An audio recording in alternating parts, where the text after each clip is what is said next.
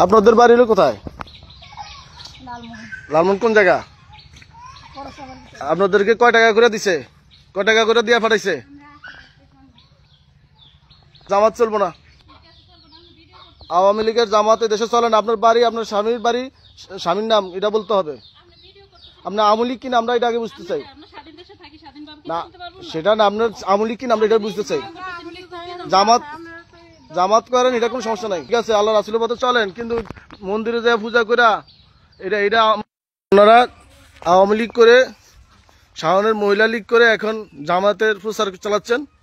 আপনারা দেখেন, ওনারা যে মানুষের দেখে, পুরুষের দেখে, ওনারা জামাত নামে ইসলামের নাম দিয়ে এই ধরনের কর্মকাণ্ডগুলো করেছে।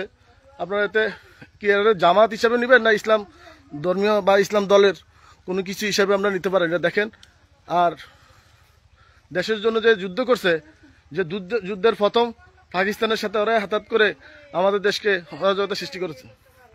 হ্যাঁ, এখন সেটাই, এই যে হাত পা খুললা মানুষের দেখে হেডে হেদায়ত করা বলে না, যুবলীগ করে এটা মহিলা যুবলীগ করে এটা হেদায়ত বলে না, শাওনের মহিলা লীগ করে এটাকে হেদায়ত বলে না। ইসলাম এটাকে কোনো হেদায়ত হিসাবে নিতেছে না।